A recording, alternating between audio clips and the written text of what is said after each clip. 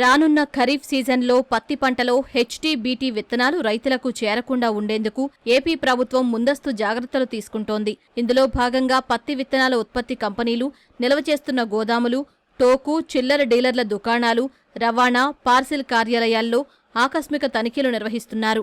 గుంటూరు నగరంలోని విత్తన దుకాణాలు, నగర శివార్లలోని కంపెనీల గోదాముల్లో తనిఖీలు జరుగుతున్నాయి. పత్తి పంటలో గ్లైఫోసేట్ కలుపు మందులను తట్టుకోగలిగే హెర్బిసైడ్ టాలరెంట్ బీటీ విత్తనాలను అనధికారికంగా వినియోగిస్తున్నారు. ఈ విత్తనాల వల్ల పర్యావరణ సమస్యలు తలెత్తే ప్రమాదం ఉండటంతో వీటికి కేంద్ర ప్రభుత్వం అనుమతి ఇవ్వలేదు. అయినా కొందరు అనధికారికంగా ఈ విత్తనాలను మార్కెటింగ్ చేస్తున్నారు. అవగాహన లోపంతో కొన్ని చోట్ల రైతులు కూడా ఈ విత్తనాలను సాగు చేస్తున్నారు. అందువల్ల ఈ విత్తనాల మార్కెటింగ్ ను కట్టడి చేయడానికి వ్యవసాయ శాఖ అధికారులు రాష్ట్ర వ్యాప్తంగా ప్రత్యేక బృందాలుగా ఏర్పడి ఆకస్మిక తనిఖీలు నిర్వహిస్తున్నారు.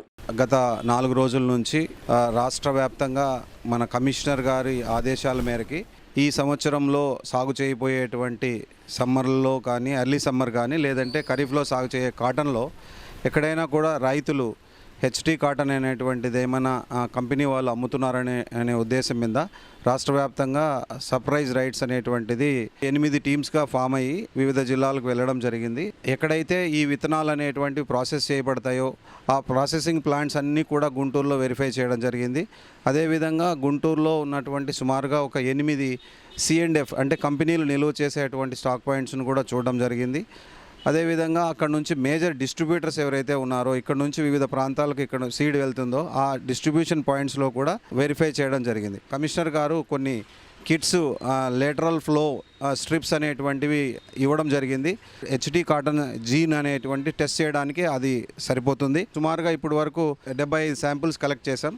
సో ఈ 75 శాంపుల్స్లో కూడా అన్ని ప్లేసుల్లో కూడా నెగిటివ్ అని వచ్చింది. నెగిటివ్ అని అంటే అందులో ఇప్పుడు ఏవైతే బీటీ కాటన్ సీడ్ విత్తనాలలో హెచ్టీ అనేది లేదు అని నెగిటివ్ అంటే దాని మీనింగ్ అది. ఈ హెచ్టీ కాటన్ అనేటువంటిది ఏదైనా ఆంధ్రప్రదేశ్లో సాగు చేయడానికి లేదు. సాగు చేస్తే వాతావరణంలో సమతుల్యత అనేది రావడం జరుగుతుంది.